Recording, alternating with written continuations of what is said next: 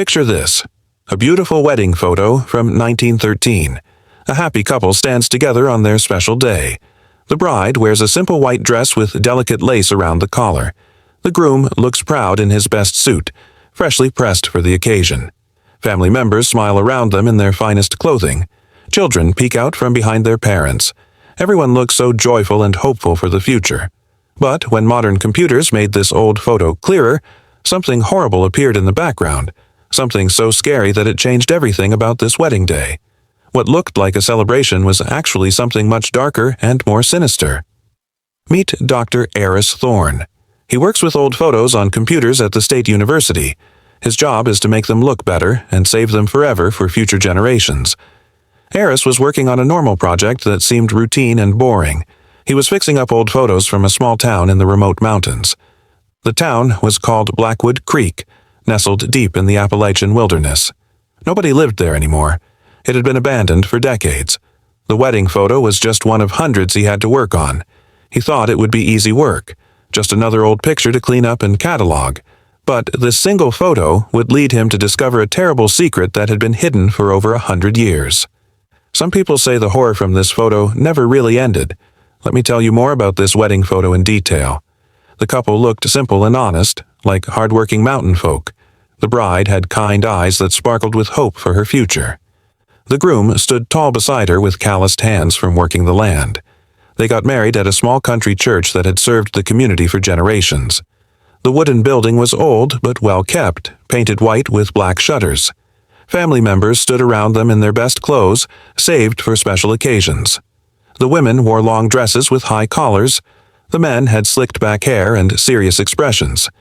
Everyone tried to look serious for the camera, as was proper back then. The background showed tall oak and pine trees stretching up the mountainside. Rolling hills covered in autumn colors spread out behind the church. It looked peaceful and safe. It looked like the perfect place to start a new life together.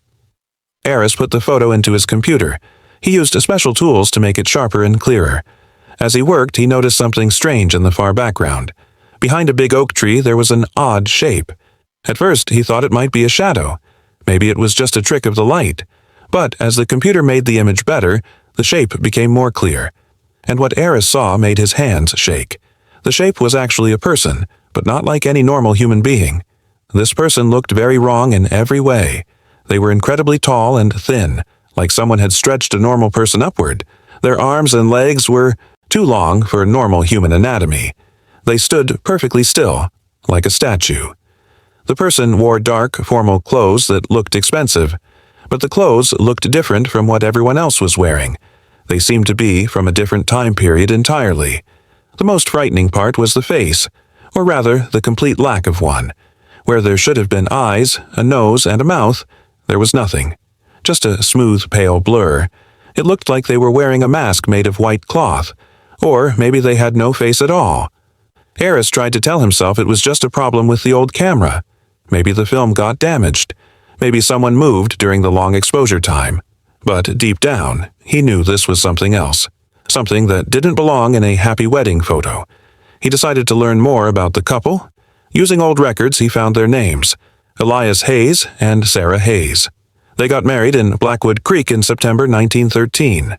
Eris looked for more information about them. He checked census records. He looked at property papers. He searched through death certificates. But here's the strange part. After their wedding day, Elias and Sarah completely disappeared from all records. There was no sign they ever left town. No death certificates were ever filed. They just vanished like they never existed at all. This made Eris very curious and deeply concerned about what he was discovering. He started looking through old newspapers from Blackwood Creek, searching through dusty archives and microfilm reels. What he found made him even more worried and suspicious about the town's history. Starting in the early 1900s, there were small articles about people going missing from the community. The newspaper always gave simple explanations that seemed reasonable on the surface. They said people moved west to find work in the mines, or they got lost in the dangerous wilderness around town with its steep cliffs. But the articles happened too often for these explanations to make sense. Too many people were disappearing from such a small community. The pattern was too regular to be coincidence. Then Eris found something that made his blood run cold. In several newspaper articles there were mentions of something called the tithing man. The article said this was just an old story that local people told, a scary tale to keep children from wandering into the woods. But the stories all said the same thing. The tithing man was a tall, silent figure who would appear at important town events, weddings, baptisms, funerals, and celebrations. He would watch from far away, and after he appeared, someone from the event would always disappear. Eris felt sick to his stomach, but he had to know more. He went back to his computer and looked at other old photos from Blackwood Creek, photos from the same time period as the wedding. In a baptism photo from 1912, he found the figure again, a dark blur standing at the edge of the crowd. In a funeral photo from 1914, there it was once more, a shadow that didn't belong. Every single time, Eris checked the records, and every single time someone from the photo had vanished within days of the picture being taken. The pattern was becoming impossible to ignore. The pattern was clear. The thing in the photos was real, and it was choosing people. But why? What did it want? Eris knew he had to find answers. He searched through more old documents. Finally, he found something incredible. Hidden in the county archives was a private journal. It belonged to Reverend Micah Blackwood. He was the minister of the town's church, the same church where Elias and Sarah got married. The journal was old and fragile. Many pages were damaged. But what Eris could read told a story more horrible than he ever imagined. The journal explained everything. When Blackwood Creek was first founded, the early settlers faced terrible problems. The land was rocky and hard to farm. The winters were brutal. Wild animals attacked their livestock. Many people died from disease and starvation. The founders were desperate. They would do anything to survive. According to Reverend Blackwood's journal, the town leaders made a deal with something ancient and evil, something that lived in the deep woods around their settlement. The settlers called it the tithing man. It promised to help them. The land would become fertile. The winters would be easier. The town would prosper and grow. But like all deals with dark forces, there was a terrible price. The tithing man demanded payment for its help. Not money or goods, but human lives. It wanted what it called a tithe from every important community gathering. A wedding, a baptism, a funeral, or any celebration. Someone had to be chosen. Someone had to disappear. This was the price for the town's success.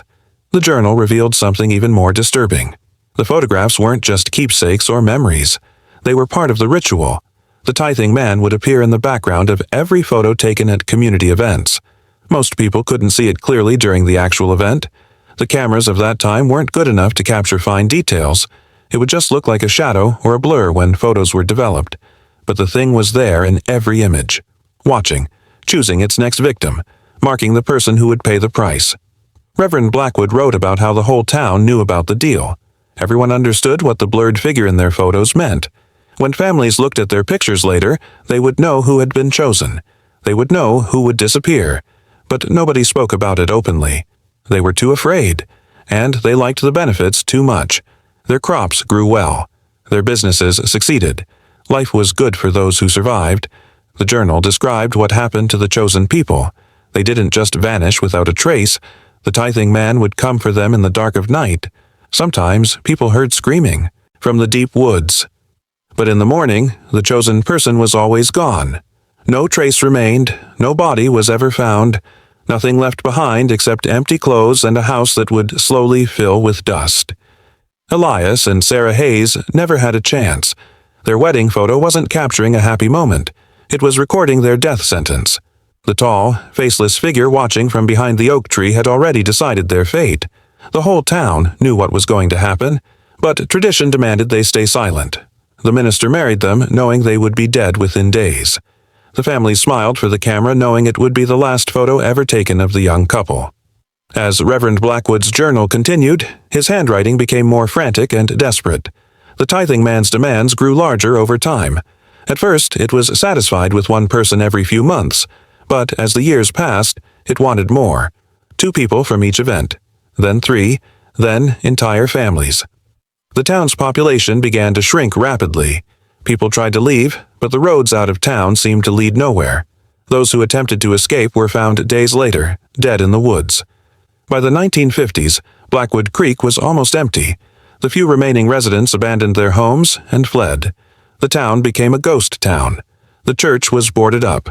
Houses began to fall apart. Nature slowly reclaimed the streets and buildings. The tithing man had consumed almost everyone. Its hunger had finally killed the very town that fed it. Eris sat back in his chair, feeling sick and shaken. The story was incredible and horrible, but he had proof. The photos, the journal, the historical records all matched up. Blackwood Creek really had made a deal with something evil, and that deal had cost hundreds of lives over decades. He spent the next few days writing up his research. He planned to publish a paper about his discovery. Historians would be fascinated by this find. But as he finished his work, something strange happened. Eris received an email from someone he didn't know. The subject line said only 4 words. "It likes being seen." Eris opened the email with shaking hands. There was no message inside, just a single photo attachment. The file name was ruralwedding2024.jpg. Eris downloaded the image and opened it on his computer. What he saw made him feel like ice water was flowing through his veins. The photo showed a modern wedding celebration. It was taken just last month in a different state, hundreds of miles away from Blackwood Creek. Happy guests filled the frame. The bride and groom looked radiant. Everyone was smiling and laughing. Colorful decorations hung from trees. It looked like the perfect wedding day. But Eris knew what to look for now. He zoomed in on the background of the photo. Behind the celebration, past the decorated tables and dancing guests, there was a line of dark trees. And standing among those trees, barely visible in the shadows, was a familiar figure, tall and impossibly thin, arms and legs that were too long, dark, formal clothing that seemed out of place, and that smooth, featureless face that looked like a pale mask or empty space. The tithing man was there, watching, choosing, ready to collect another tithe. Eris realized with growing horror that the evil from Blackwood Creek hadn't died with the town. It had simply moved on, found a new place to make its terrible deals, a new community to slowly destroy from within. The thing that had taken Elias and Sarah Hayes in 1913 was still out there, still hungry, still claiming lives from innocent people who had no idea what they were facing. The wedding photo from 1913 wasn't just a record of the past, it was a warning about the present, and maybe the future. How many other towns had made similar deals? How many other wedding photos contained that same dark figure lurking in the background? How many modern families were celebrating their happiest moments while unknowingly posing with death itself?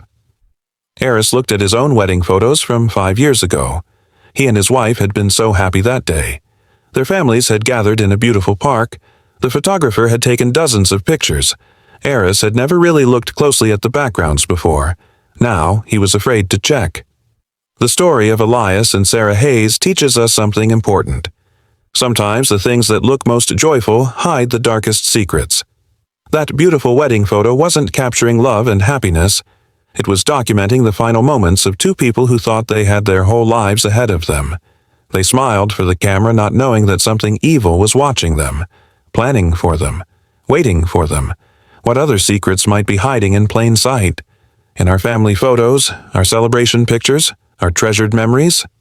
The next time you look at an old photograph, pay attention to the background.